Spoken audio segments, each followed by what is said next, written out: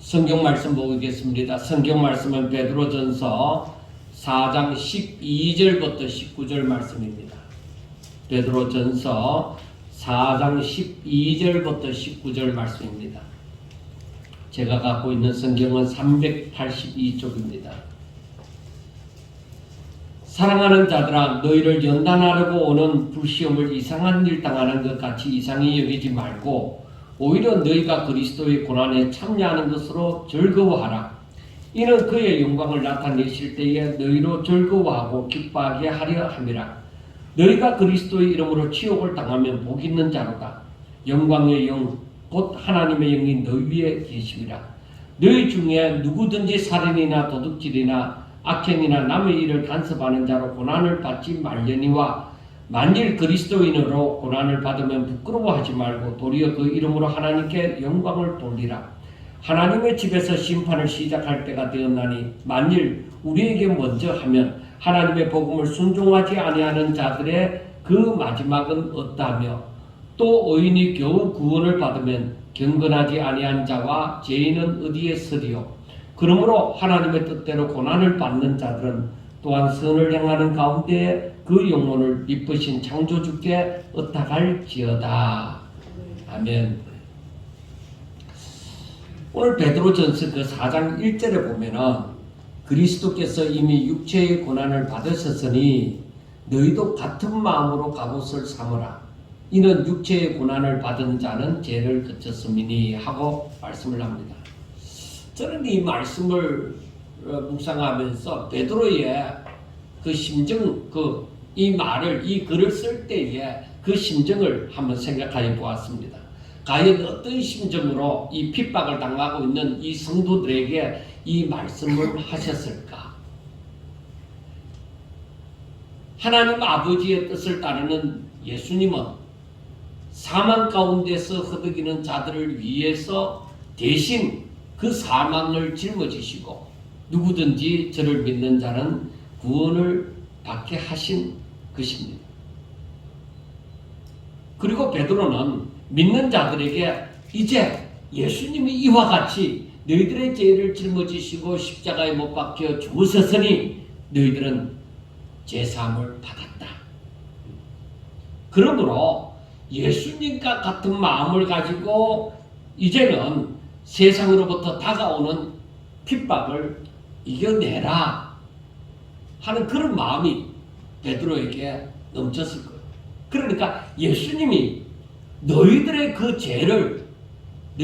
죄를 짊어지시고 십자가에 못 박혀 죽었으니 너희들은 이제 걱정할 거 없어. 너희들은 이제 믿음을 가지고 제사함을 받았으니까 믿음을 가지고 세상으로부터 다가오는 핍박을 이겨내면 되는 거야. 그렇게 말을 하는 것만 같았습니다. 그래서 이제는 너희들이 사망 가운데서 사는 자들처럼 육신의 정욕을 위하여서 살지 말고 이제는 생명 가운데서 하나님의 뜻을 따라 사는 자가 되라. 그 육신의 욕심을 위하여서 살다 보면은 오히려 너희들은 멸망의 구름텅이로 들어간다. 이제는 너희들이 그렇게 살면 안 된다. 이제는 주로 말미암아서 너희들이 죄사함을 받고 구원을 받았으니까 이제는 그 예수님을 알지 못할 때의 그런 육체를 위한 삶을 살지 말고 오직 생명 가운데서 하나님의 뜻을 따라 사는 자로 살아라고 얘기를 하는 것입니다. 이 말씀을 가만히 생각해 보면서 이때 베드로의 그 편지를 받은 사람들이 너무나도 핍박 가운데 힘들어하면서 살다가 이 편지를 읽고서 두 주먹을 불끈 쥐고 어금니를 깍 깨물게 만들어 주었다고 저는 생각합니다. 저들이 핍박을 받는 그 가운데서 신앙을 포기한다고 할지라도 아무도 그를 욕하지 않을 정도의 힘듦이 있었지만은 오직 믿음을 지키기 위해서 생명이 다하기까지 버티는 것입니다. 여러분, 믿음은 우리에게 이 생명을 다하기까지 인내할 정도로 중요한 것입니다.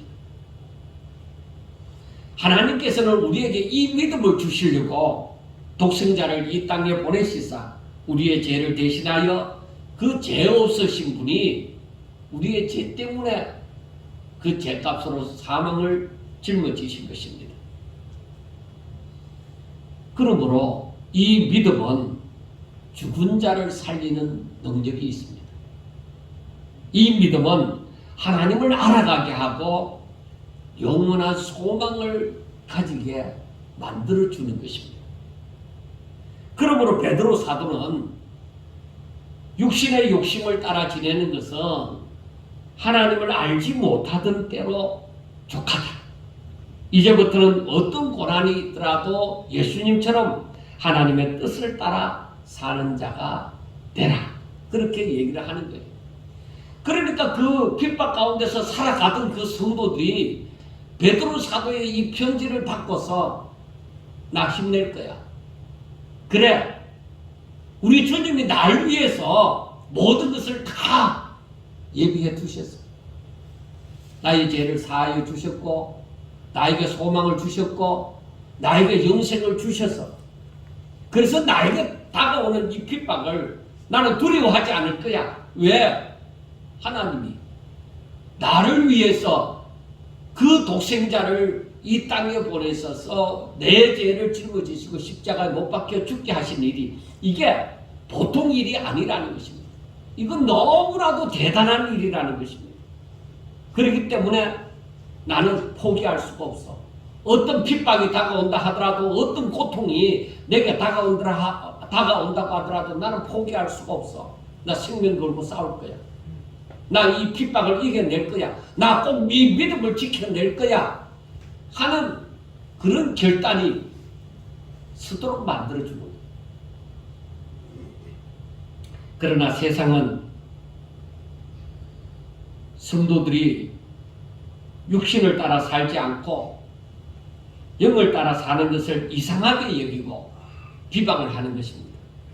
야, 너희들 예수쟁이는 왜 그렇게 사냐?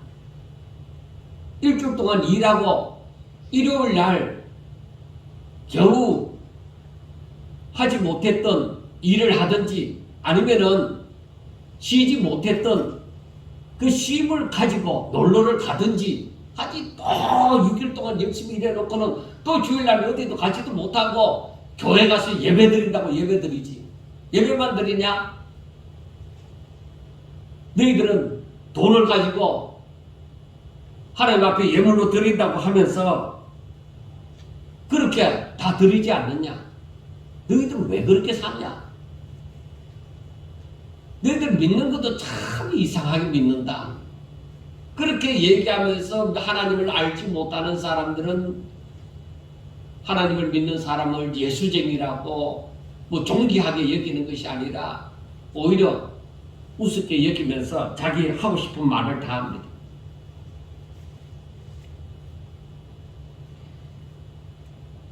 세상은 그렇게 말하지만은 오히려 사도는 하나님의 뜻을 깨닫고 정신 차리고 근신하며 기도하라고 얘기합니다. 그런 세상에 대하여서 너희들이 넘어지지 말라. 오히려 너희들끼리, 형제들끼리 뜨겁게 사랑하라고 얘기합니다. 왜? 그게 그냥 되어지는 일이 아니다. 예수님께서 요한복음 13장 34절에서도 말씀한 것처럼 내가 너희를 사랑한 것 같이 너희도 서로 사랑하라. 그러면 사람들이 너희가 내 제자인 줄 알리라. 그 예수님의 제자인 줄 사람들이 아는 것은 형제들끼리 서로 사랑하는, 믿는 사람들끼리 서로 뜨겁게 사랑하는 것, 서로를 생각해주고 위하여주고 서로 섬기는 것, 서로 대접하는 것, 그거다. 너희들이 그렇게 살아라는 것입니다. 세상은 너희들을 대적하는지 모르지만 너희들끼리는 뜨겁게 살아가라는 것입니다. 여러분, 우리에게는 이 베드로의 편지 내용을 구구절절히 마음에 새겨야만 합니다. 그래서 하나님을 경외하는 사람답게 살아야만 합니다. 세상에서 아무리 내가 육신적으로 가난하게 살지라도, 천박한 일을 하면서 내가 끼니를 때울지라도, 연약함으로 사람들에게 무시당하거나 멸시를 당할지라도 하나님을 경외하는 사람들은 그 마음에 나는 하나님의 사람이야, 나 하나님 믿는 사람이야 하는 긍지를 가져야 한다는 겁니다. 그러니까 이 땅에서 세상 사람들이 바라볼 때에 별 볼 없는 존재처럼 여기는지 모르지만은, 그러나 하나님을 경외하는 사람들은 더욱더 하나님의 말씀을 읽고 묵상하고 성령이 그 가운데 역사해서 하나님의 뜻을 깨닫고 순종하면서 하나님이 주시는 그 위로와 격려를 가지면서, 또한 지금 또 하나님, 전지전능하신 하나님은 나와 함께 하신다는 그런 확신을 가지고 살아야 하는 것입니다.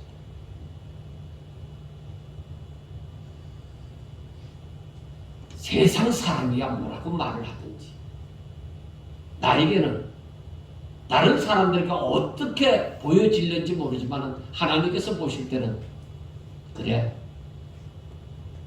너는 내 것이야,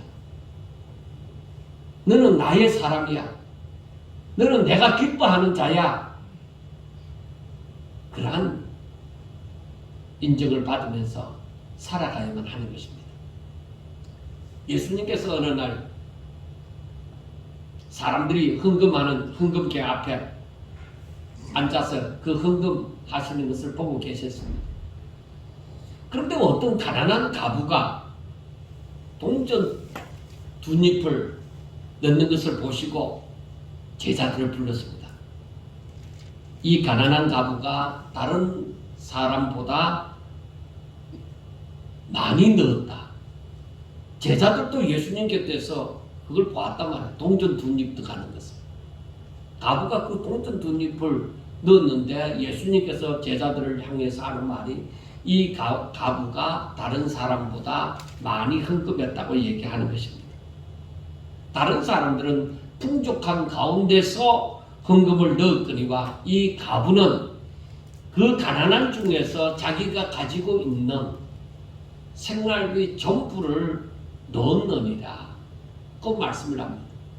그러니까 예수님은 그 중심을 보시는 분이시라는 것을 말씀을 해주고 있습니다. 일반 사람들은 그 가난한 가부가 동전 두 잎을 넣는 것을 보고 별로 신경 쓰지 않습니다.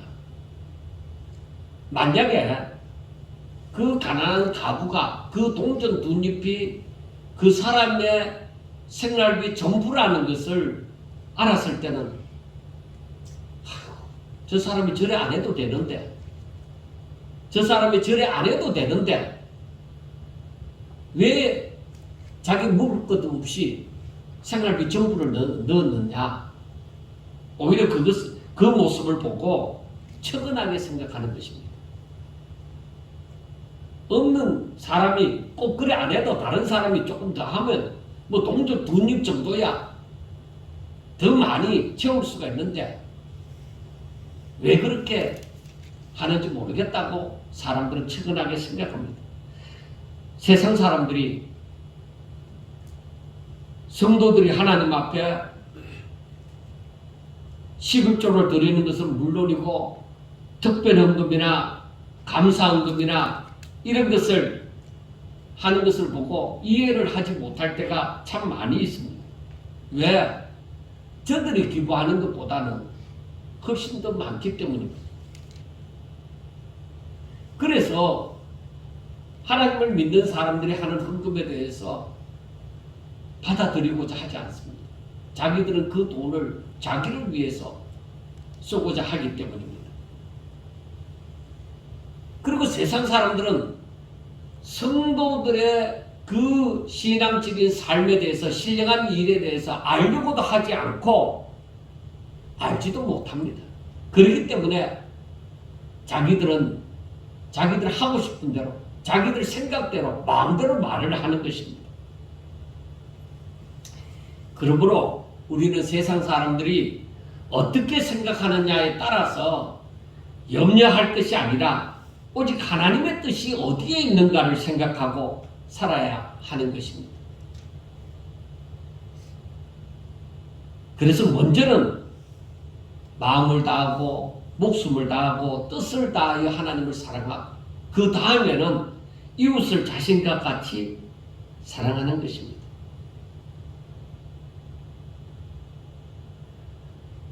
세상은 이러한 삶을 이해하지 못합니다. 정말로 하나님의 뜻을 깨닫지 못하는 사람은 교회 안에 있어도 이것을 이해하지 못합니다. 그러나 예수님께서는 말씀을 합니다. 새 계명을 너희에게 주노니 서로 사랑하라. 내가 너희를 사랑한 것 같이 너희도 서로 사랑하라고 말씀을 합니다. 그렇게 하면 하나님이 영광을 받으신다는 것입니다. 왜? 하나님께서 말씀하시고 그를 믿는 백성이 그 말씀을 따라서 순종을 하니까 말씀하심이 그대로 되어졌다. 이게 어떤 능력인지 압니까?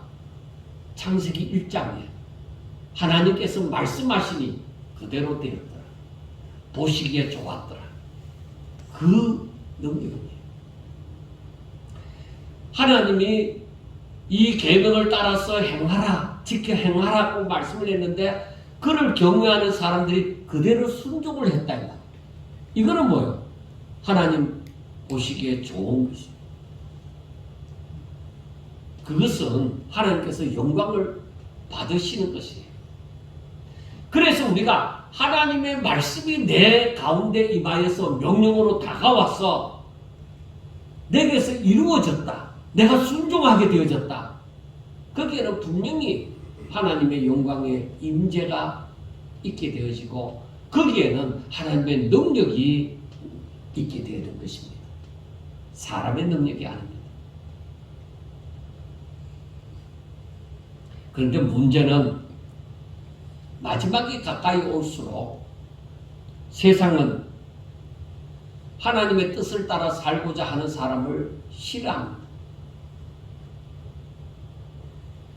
그래서 베드로전서 3장 17절에 보면은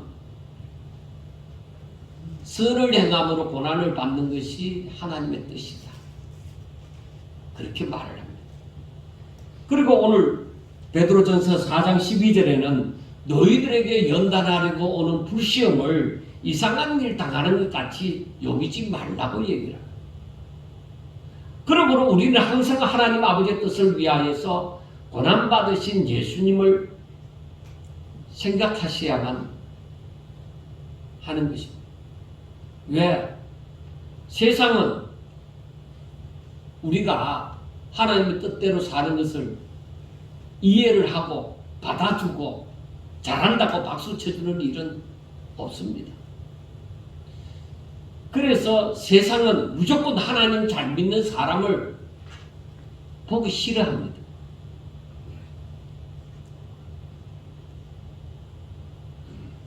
그러나 우리의 본이 되신 예수님은 하나님 아버지의 뜻을 위하여서 세상이 싫어하는 그 삶을 사셨습니다.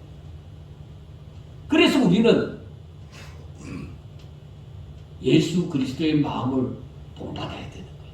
그래서 사도 바울은 빌립보서 2장 5절부터 8절 말씀에 이렇게 말합니다. 너희 안에 이 마음을 품어라. 곧 그리스도 예수의 마음이니 그런 근본 하나님의 본체시나 하나님과 동등됨을 취할 것으로 여기지 아니하시고 오히려 자기를 비워 종의 형체를 가지사 사람들과 같이 되셨고 사람의 모양으로 나타나사 자기를 낮추시고 죽기까지 복종하셨으니 그 십자가에 죽으십니다. 그 예수님의 그 마음을 투구라는 거예요. 거기에는 하나님의 뜻을 따르고자 하는 순종이 있고 거기에는 겸손이 있죠. 결국에는 성도들에게 그리스도를 본받아 하나님 아버지의 뜻을 위하여서 고난을 받으며 살라 하는 것입니다.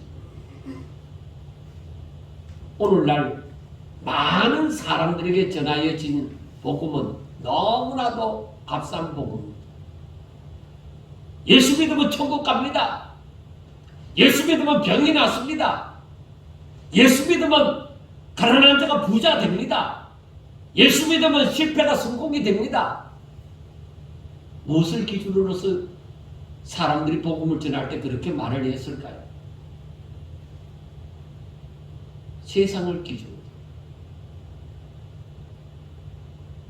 복음이 세상을 기준으로서 있을까요?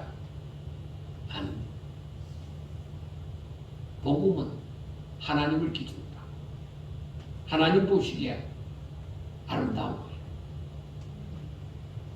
사람들이 세상을 기준으로 예수님을 믿었다가 실망하고 교회를 떠나는 사람들도 많이 있습니다. 그리고 어쩔 수 없이 교회를 다니게 되어지고 하나님을 믿는다고 하게 되어졌지만은 하나님을 떠나지는 못하지만은 이 하나님의 뜻을 제대로 깨닫지 못하는 신자들이 많이 있습니다. 그러니까 저들은 하나님을 제대로 믿지 못합니다. 그래서 저들은 하는 말이 교회를 다니면 하나님을 믿으면 사랑해야 되는 거 아닙니까? 서로 사랑해야 되는 거 아닙니까? 그러니까 구제도 많이 하고 어려운 사람 돕고 그리고 뭐 남보다 또 더 잘 살아서 이렇게 뭐 배려하는 거 그런 거 아닙니까? 여러분 세상이 말하는 그 선을 신앙생활이라고 생각하면 안 됩니다. 그 도덕적 기준에서 말하는 그 선을 두고서 우리의 믿음의 생활이라고 신앙생활이라고 말하면 안 되는 것입니다. 참으로 안타까운 것이 왜 교회가 도덕적인 것밖에 못 가르쳤느냐는 것입니다. 도덕적인 선을 오히려 신앙인 것처럼 가르쳤느냐는 것입니다. 그것이 하나님의 뜻인 양 왜 가르쳤느냐. 그러니까 성경 해석이 제대로 나올 수가 없어요.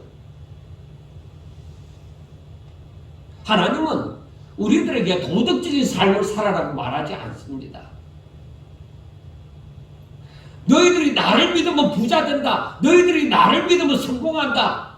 너희들이 나를 믿으면은 머리가 될정도 꼬리가 되지 않는다.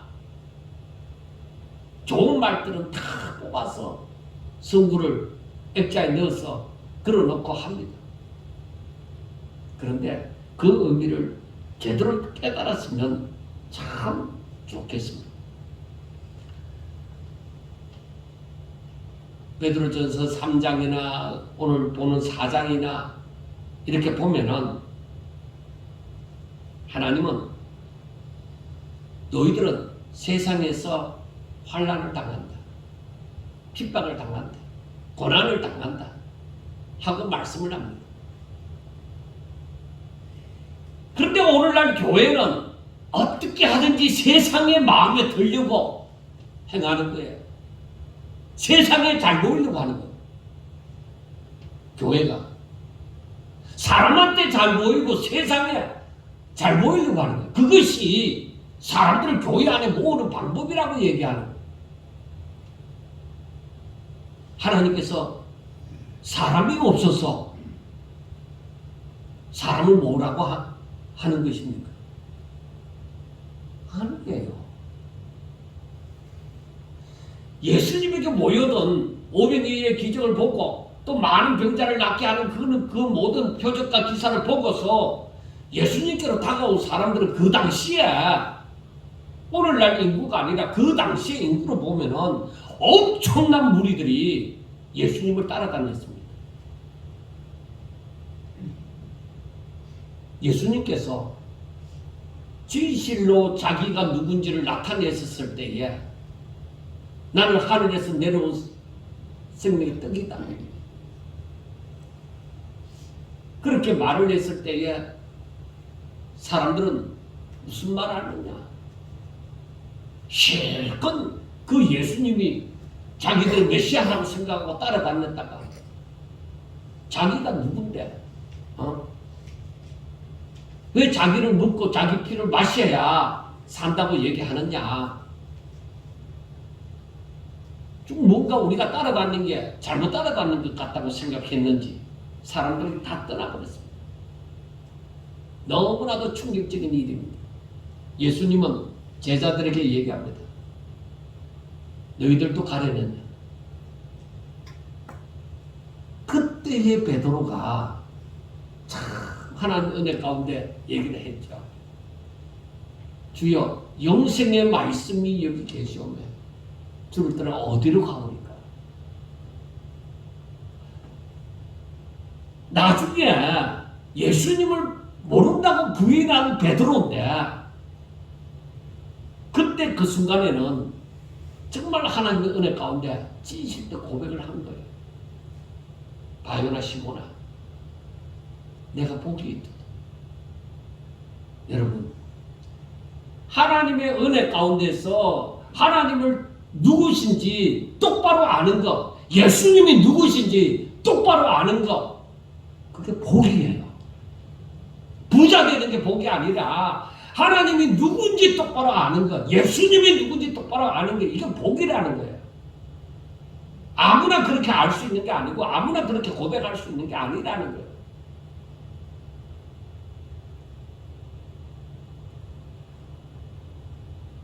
그런데 사람들은 하나님 교회에서 창조주라 하고 얘기하고 성부라고 얘기하고 성자는 예수님이지. 그는 이 세상에 와서 십자가에 못 박혀 죽으셨고 또 3일 만에 부활했지.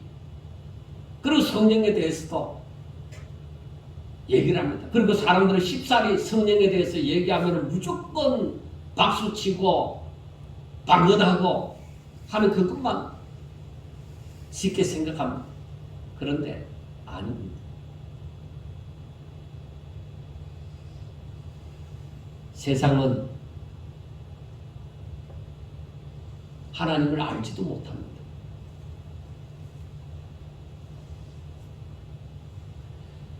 그래서 예수님은 말을 합니다. 저들이 만약에 하나님의 뜻을 알았더라면, 예수님이 누군지 알았더라면 십자가에 못 박지 않았습니다. 세상은 몰라요. 의인은 없나니 하나도 없고 그 사람들은 하나님을 찾지도 않고 하나님을 알지도 못하는 거예요. 세상 사람들이 쉽게 말하는 그런 하나님, 그런 예수님이 아닙니다. 정말로 하나님을 아는 사람들, 정말로 예수님을 아는 사람, 영생이 바로 유일하신 참 하나님과 그의 독생자, 그의 아들 예수 그리스도를 아는 것이 영생이라고 말을 했습니다. 그 영생을 참으로 아는 사람들은 세상으로부터 환난을 당합니다. 미움을 받습니다.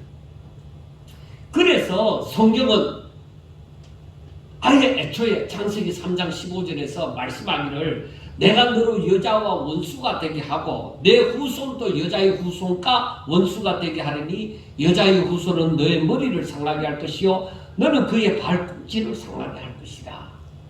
처음부터 아담과 하와가 타락하고 난 다음부터 죄가 이 세상에 들어오고 난 다음부터 딱 갈라졌어요.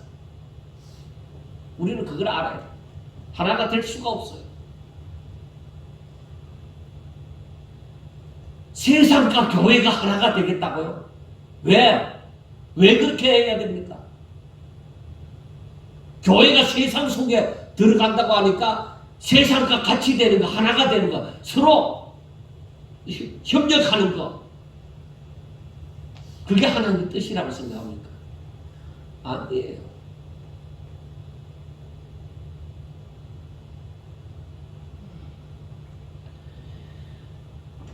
그러므로 제가 세상에 들어왔을 때부터 이미 하나님을 믿는 사람들과 하나님을 믿지 않는 자들의 갈림길은 정하여져 있었던 것입니다. 그것은 결국 여자의 후손과 뱀의 후손은 결국 천국과 지옥의 갈림길에 서게 되어집니다. 그리고 하나님의 뜻을 따라 예수님이 이 세상에 오셨을 때 마귀는 세상의 권력자 헤롯을 통하여서 아기 예수님을 잡아 죽이고자 했습니다. 물론 이 일은, 잡아 죽이는 이 일은 아담의 아들 가인과 아벨이 하나님 앞에 제사를 드렸을 때 아벨의 제사는 그 제물과 아벨은 하나님이 연락하시고 가인과 그 제물은 연락하지 않았단 말이에요. 그때부터 가인이 분을 참지 못하여서 아벨을 돌로 쳐 죽여버립니다. 가인의 후손과 아벨의 후손이 그렇게 갈라집니다. 그리고 이스라엘 백성들이 애굽에서 노예 생활을 할 때에 애굽의 바로 왕은 히브리인, 즉 이스라엘 사람들의 아이가 태어나면은 남자가도 무조건 죽이라고 얘기했어요. 물론 그것은 애굽의 사람들 숫자보다도 이 이스라엘 사람들, 노예 생활하는 이 이스라엘 사람들의 숫자가 많아지니까 두려워서 그렇게 하였다고 하지만은 그거는 하나의 빌미 제공, 변명, 사람들은 그걸 몰라요. 이런 영적인 세계가 딱 갈라집니다. 무조건 하나님께 속한 자들에 대해서 세상은 어찌하든지 핍박하려고 합니다. 이 사람들이 결국에는 예수님을 십자가에 못 박는 사건을 일으킨 것입니다. 세상이 승리했습니까? 예수님을 십자가에 못 박음으로 말미암아 저들이 승리를 했습니까? 아니에요.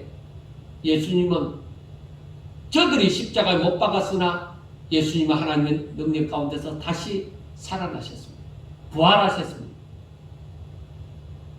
이와 같이 사망 가운데 있는 자들이 누구든지 예수 안에 있으면, 예수님을 믿으면은 예수 안에서 다시 살게 되어진다는 것입니다. 부활하게 되어진다는 것입니다. 그래 그 정규가 우리들에게 다가오는 것이 정말 우리가 하나님께 속한 줄로 알고 더욱더 하나님의 말씀을 깨달아가고 정말 내가 예수를 믿는다고 생각하게 되어지면은 중생 거듭났다, 새로운 피조물이 되어졌다는 것을, 내가 하나님의 자녀가 되어졌다는 것을 알게 되어집니다. 그러므로 예수님은 마태복음 5장 10절에서 12절 말씀에서 산상수훈에서 이렇게 말을 합니다. 의를 위해서 박해를 받은 자는 복이 있나니 천국이 저희 것임이라. 나로 말미암아 너희를 욕하고 박해하고 거짓으로 너희를 거슬려 모든 악한 말을 할 때는 너희에게 복이 있나니 기뻐하고 즐거워하라. 하늘에서 너희의 상이 큼이라. 너희 전에 있던 선지자들도 이같이 박해하였느니라. 이게 산상수훈에 있는 말씀이에요. 그러니까 이 말씀은 무엇이냐? 너희들이 나를 믿고 따르면 너희들은 분명히 내가 세상에서 이렇게 십자가 못 박힌 것처럼 너희들도 분명히 핍박을 당한다.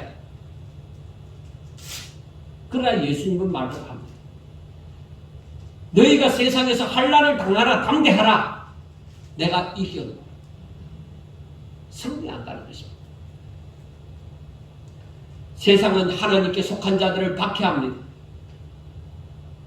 그래서 오늘 본문 13절에 보면은 오히려 너희가 그리스도의 고난에 참여하는 것으로 즐거워하라. 이는 그의 영광을 나타내실 때에 너희로 즐거워하고 기뻐하게 하려 함이라 하고 말씀을 합니다. 그리고 14절에서는 너희가 그리스도의 이름으로 치욕을 당하면 복 있는 자로다. 영광의 영, 곧 하나님의 영이 너희 위에 계심이라. 그리고 16절에서는 만일 그리스도인으로 고난을 받으면 부끄러워하지 말고 도리어 그 이름으로 하나님께 영광을 돌리라고 얘기합니다. 그러니까 성도들이 고난을 당하는 것이, 성도들이 박해를 받는 것이 부끄러운 일입니까? 수치스러운 일입니까? 아니에요. 바울이 조금도 부끄러워하지 않았습니다. 예수님의 제자들이 순교를 당하면서 조금도 부끄러워하지 않았습니다. 오히려 저들에게 정말 예수님이 누군지 확실하게 알게 할 때였죠. 저들이 진정 하나님께 속한 자가 되어졌을 때 저들은 그 죽음을 두려워하지 아니하고 오히려 찬송 부르면서 거꾸로 매달리면서 불의 하형을 당하면서도 그 길을 걸어갔습니다.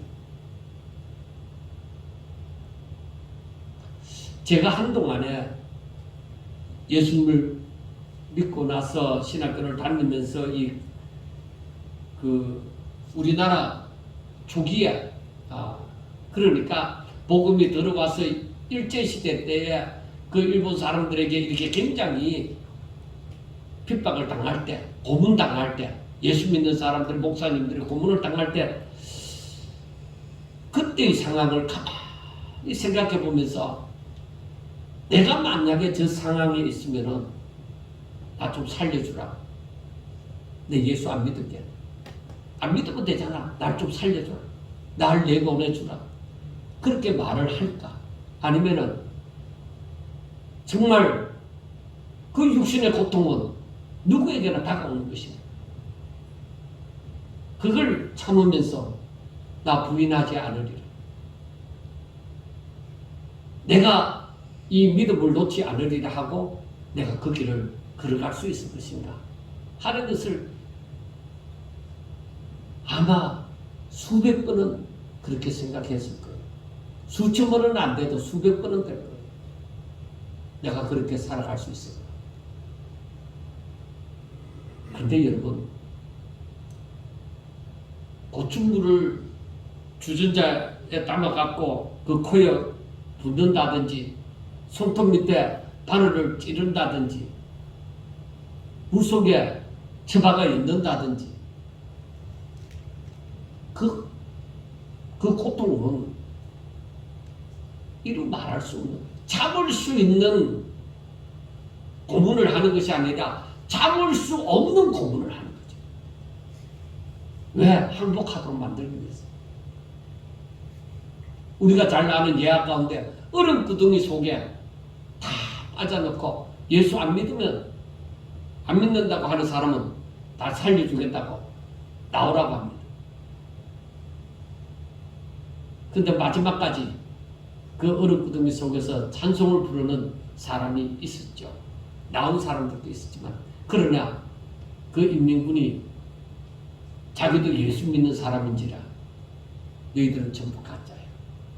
그러면서 그를 죽이고 오히려 얼음 구덩이 속에 있던 그 사람을 정말 건져내었다는 그 예화도 우리가 봅니다. 점점 더 이렇게 세상은 마지막의 징조를 가지고 우리 눈에 그리고 우리 귀에 들리게 하는 거예요. 이런 때에 내 믿음은 과연 주와 함께 고난을 받을 수 있는 믿음일까? 나는 뭘 위해서 하는가? 나는 지금까지 뭘 위해서 교회에서 열심을 내고 그리고 하나님을 믿는다고 하면서 살았을까? 정말로 우리가 우리 자신의 믿음을 돌아봐야만 합니다.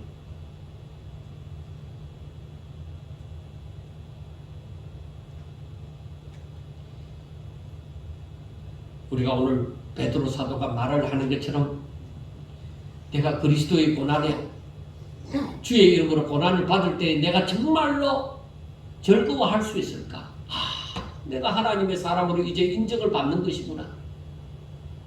내가 하나님의 사람이라고 세상이 나를 이렇게 박해하구나. 내가 주의 이름 때문에 이런 지옥을 당하구나.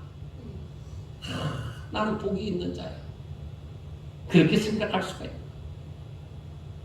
그런데 그 14절에서 또 말씀을 하지만 하나님의 영이 너희 위에 계시니라. 스데반 집사가 돌에 맞아 죽을 때에 하나님이 그와 함께 하시지 않았습니까? 내가 고통당할 때에, 내가 주의 이름으로 감당치 못할 때에 정말 쓰러질 수밖에 없고, 한 번 쓰러지는 것이 아니라 그것도 몇 번이나 고통을 느끼면서 쓰러질 때에 내가 정말 성령의 임재를 내가 느끼겠는가? 내가 이 일이 부끄럽지 아니하고 오히려 내가 하나님 나 같은 것이 그리스도의 이름으로 이런 고난을 받을 수 있게 해주시니 참 감사합니다 하면서 정말로 하나님 앞에 영광을 돌릴 수 있겠는가? 여러분, 우리들의 믿음은 어디까지입니까? 사도들은 얘기합니다. 이 마지막이 다가왔을 때에 너희들은 깨어서 정신 차리고 건신하고 기도하라고 합니다. 그렇게 해야 됩니다. 그렇게 하지 않으면 이 길을 걸어갈 수가 없습니다. 결국 하나님을 믿는 사람이 하나님을 믿는다는 것으로 세상으로부터 박해를 받는다면 그것은 자신이 하나님의 소유라는 증거입니다.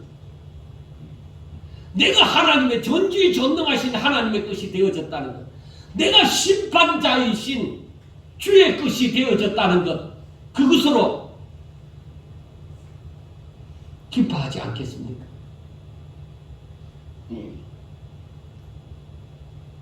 하나님은 우리가 그렇게 살아갈 때에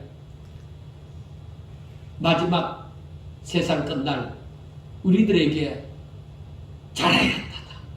잘했다, 착하고 충성된 종아, 내 아들아, 참 잘했다, 내가 참 내 이름으로 잘 이겨냈구나, 그래 너에게 상을 주노라, 면류관을 주노라, 칭찬과 존귀와 영광을 그날 그때에 받게 하여 주실 것입니다.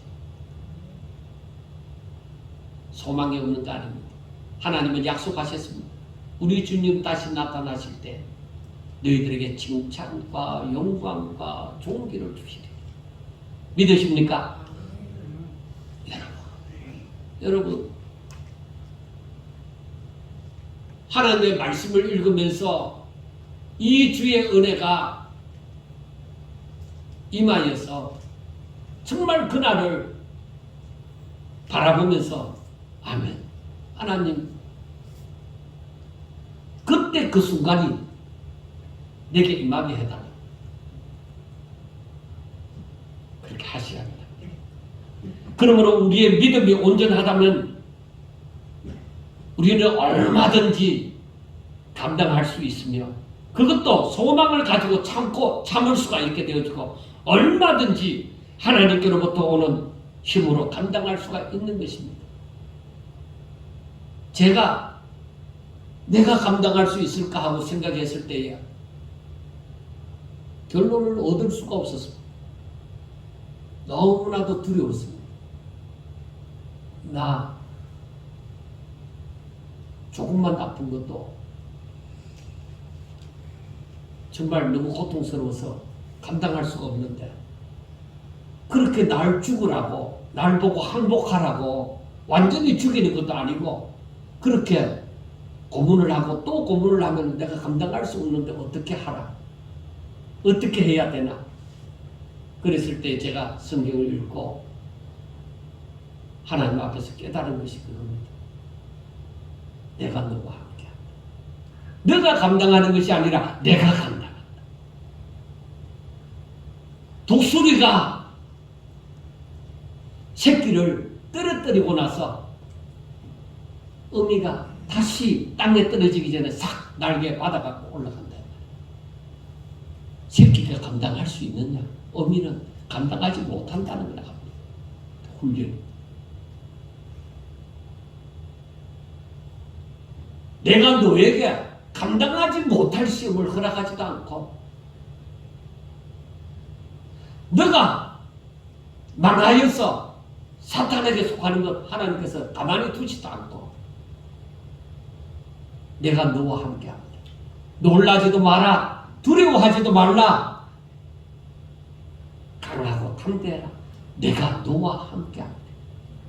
내가 너희를 사랑합니다. 그 위로를 얻고 그 말씀을 제가 얻게 되어진 것이죠. 그래 내가 아는다. 나는 하나님의 종이기 때문에 그냥 가는 거야. 하나님이 가라 하면 갈 때에 하나님이 길을 열어놓으시고 평탄한 길만 아니라 험악한 길이 거친 덜이 내게 있다고 하더라도 내가 감당하는 거 아니야. 주님이 감당하시. 나는 가면 돼. 나는 분명히 승리할 수 있어. 예. 이 베드로 사도가 지금 핍박받는 성도들에게 원하는 것이 바로 이거예요. 주의 고난에 동참하는 것으로 기뻐해요. 오히려 그것을 즐거워해라. 왜? 하나님이 다 예비하신대. 하나님이 다 감당하신대. 사랑하는 성도 여러분, 우리의 믿음이 살아있는 믿음이라. 야고보 사도처럼 내 믿음이 살아있다면, 산 믿음이라면 얼마든지 감당합니다. 내가 어떻게 감당할까? 그 걱정 안 하셔도 됩니다. 그때 주께서 함께 하십니다. 여러분, 세상은 지금 혼돈스럽기만 합니다. 지상낙원이라고 말하던 그 뉴질랜드도 폭우로 인해서 집들이, 낮은 지대에 있는 집들은 거의 다 물에 다 잠겨버렸습니다. 터키, 즉 튀르키예와 시리아에서는 큰 지진으로 인하여서 지금 제가 아는 통계 숫자만 해도 약 24,000명이 죽었습니다. 지금 또 그 무너진 더미 밑에 깔려있는 사람이 얼마나 많은지 모른다고 합니다.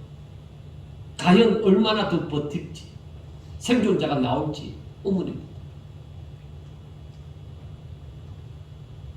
이런 일이, 이건 아직 시작도 아닌 것입니다. 여러분,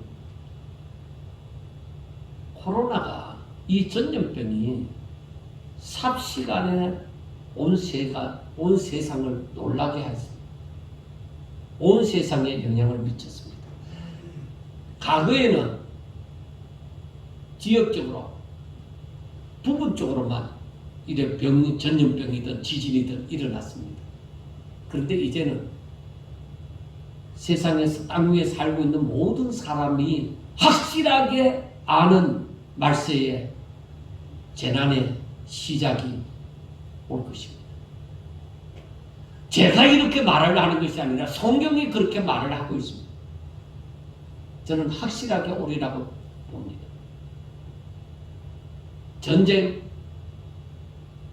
아직 시작도 안 한 거예요. 그런데 러시아와 우크라이나의 그 전쟁, 그것으로 말미암아서도 온 세계가 고통을 당하고 있는 거예요.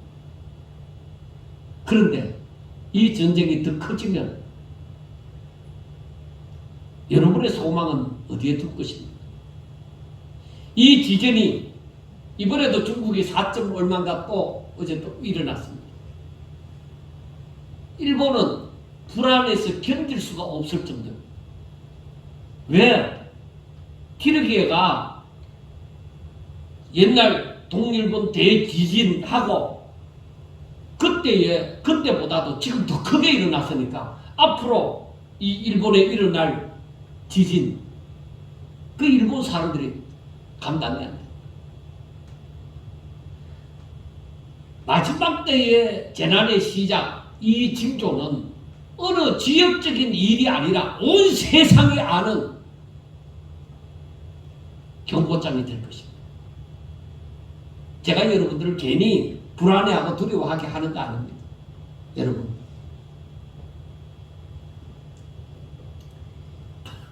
성경이 말하고 있기 때문에 누구나 예측을 할 수 있는 것이지만 이 일은 사람이 막을 수가 없습니다. 성경은 막을 수 있는 방법을 제시해 주지 않았습니다. 오히려 우리들에게 깨어서 정신 차리고 근신하고 기도해요. 돌아오라고 얘기합니다. 회개하라고 얘기합니다. 잠자는 자들 가운데서 일어나라고 얘기합니다. 이때 우리는 더욱더 하나님의 지혜로 말미암아 깨어 근신하고 기도함으로 다가오는 모든 사건에 흔들리지 않고 베드로 사도가 말하는 것처럼 믿음으로 잘 감당하셔야만 합니다. 하나님을 믿는 사람들이 이러한 고난을 받을 때에, 이러한 고통을 함께 느낄 때에 더욱더 믿음을 가지고 선을 행하며 창조주 하나님의 인도하심을 구해야만 할 것입니다. 그런데 하나님을 믿는 사람도 이 재난의 시작에서, 재난 가운데서 이 고통을 받는다면 하나님을 믿지 않는 사람들은 어떻게 했느냐? 미쳐 날뛸 겁니다.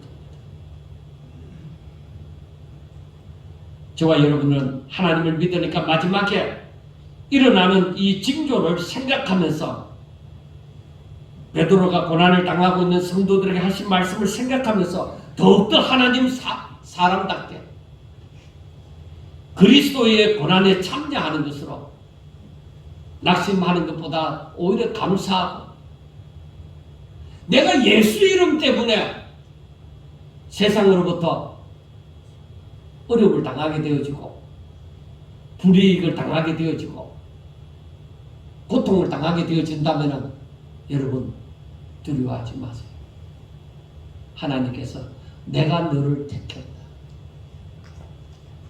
내가 너를 내 것으로 생각하기 때문에 세상은 너를 싫어하는 거야.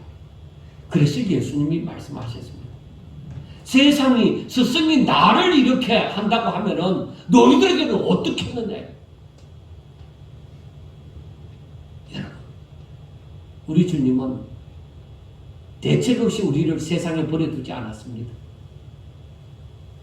이 말씀을 하실 때 이 모든 것을 다 아시고 하나님이 다 이 모든 것을 주관하신다고 볼 때 길이 되신 그 예수님이 바로 우리 편입니다. 내 가운데, 믿는 사람들 가운데 길 되신 그 예수님이, 우리의 생명 되신 그 예수님이 우리 가운데서 우리의 길을 가르쳐 주시고 인도하여 주실 것을 믿습니다.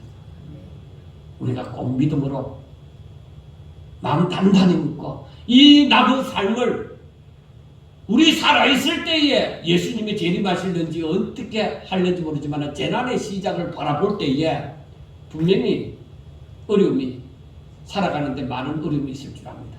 그 가운데서 나를 지키려고 하는 것이 아니라 주의 말씀을 순종하려고 하나님 앞에 더욱더 하나님의 사람으로 살려고 힘쓰고 애쓰는 그러한 사람들이 다 될 수 있기를 주의 이름으로 축원합니다. 기도드리겠습니다. 하나님 아버지, 저희들에게 강한 믿음을 주시옵소서.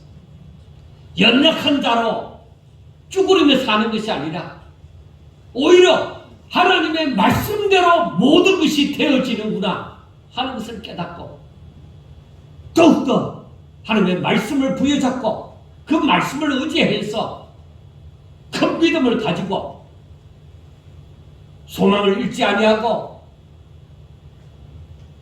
담대하게 살아갈 수 있도록 저희들 도와주시옵소서. 하나님, 특별히 세상에서 곤욕을 치르고 있는 많은 사람들이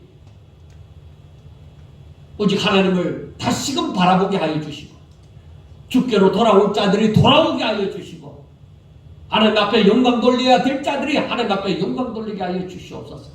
사랑하는 아버지, 저희 새생명교회 성도들 하나님께서 한 영혼 한 영혼을 붙잡아 주시고 저들에게 하나님의 말씀이 생명이 되게 해주시고 저들에게 예수님이 길이 되게 하여 주셔서 길을 잃고 방황하는 자가 한 영혼도 없게 하여 주시고 오직 주께서 인도하시는 그 길 따라서 살아가는 지혜로운 자들이 다 되게 하여 주시옵소서. 예수님 이름으로 감사하며 기도드리옵나이다. 아멘.